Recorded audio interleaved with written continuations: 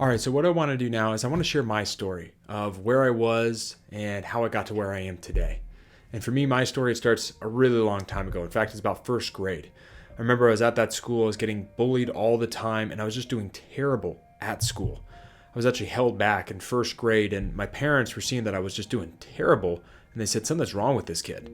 And so they took me to the doctors, and they ran all these tests on me. And when all the tests came back, it said, well, he's got dyslexia, he's got short-term memory, he's got ADD. This kid's got some problems. He's pretty much clinically what we call an idiot. And my parents said, okay, we got to do something. So I started taking every medication that was on the market, right? Not all at once, but different medications. And, if you've heard of it, I've probably tried it. And that really, really hurt my self-esteem as a child, saying, what's wrong with this kid? He's got all these problems, being held back. And that really was kind of where the problem started, right? That low self-esteem for me. But as a child, I lived a great life. I had friends and played basketball and had all these great things. But when I was 17, that's kind of when things really started going downhill. See, I was in high school. I got handed the iPhone. And that to a 17-year-old, my dad asked me, can I trust you with this phone? And I'm like, yeah, sure, you can. Give me the phone, quick. I started looking up porn right away. And at the time, it was very vanilla porn. It was nothing crazy, nothing wild, and I felt like I kind of had it in control. But after I graduated high school, that's when it started going downhill really bad. I was going to a community college, and my parents said, hey, if you're going to live in this house, you have to go to college, you got to get a job. So I got a job at, Jamba Juice, and I was living in my parents' basement, and I was really, really at a low point in my life. In fact, at one point, I was flunking out of school, and I had a couple of, girls that I kind of had a relationship with, and, when things would get hot and heavy, I couldn't get going.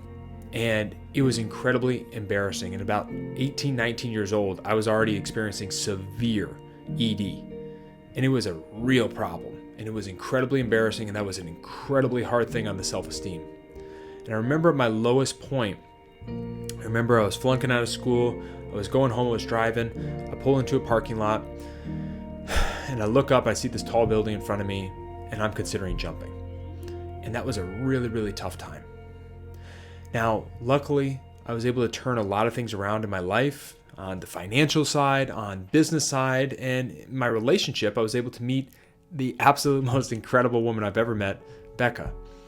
However, my problems didn't stop when I met her, or I started making a lot of money. See, when Becca and I got married on our wedding night, I couldn't get it up. The night before, I looked at porn. And the day before that, I looked at porn. The day before that, I looked at porn. And by the way, I know I talked about how it was vanilla back then. It wasn't vanilla anymore. It was getting pretty extreme. And although it wasn't illegal, I think a lot of people could make a case it probably should be illegal, what I was watching. Now, I remember telling her that I had a porn addiction after I couldn't have sex on our wedding night. She took that news as best as she could, but those next few years were extremely tough. And that was a really, really hard time for us. I was having mood swings, paranoia, anger issues, all of the above. And I was a nightmare to live with. And it all came to a head during COVID when, I was having a bottle and a half of wine a night, a couple of weed gummies, and I was going to jerk off. And then, there was this one night where Becca says, hey, I want to have sex. I'm like, oh, I don't get to jerk off. That's how screwed up my mind was. I said, fine. To go to the bedroom, we start kissing and trying to get things going, and it's not working. I'm trying to get things going, it's not working. It's trying to get going, and I eventually just get so upset with myself, but I yell at Becca.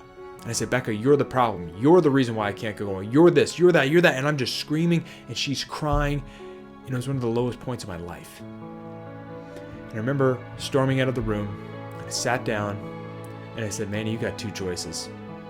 You can keep going down this road, which is going to lead to death, or you can have a moment of vulnerability that could change everything, and tell her that you need help.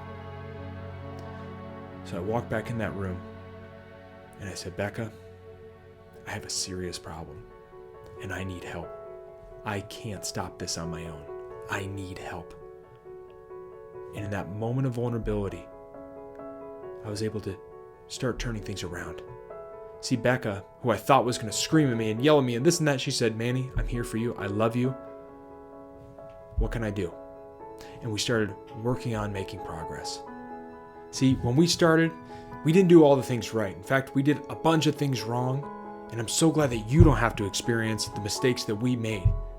But I'm telling you what, you've done the hardest part. That moment of vulnerability, that moment of strength. Now all you got to do is you got to keep moving forward. And I'm so excited for you to have that joy, that intimacy, that happiness, that connection that Becca and I have.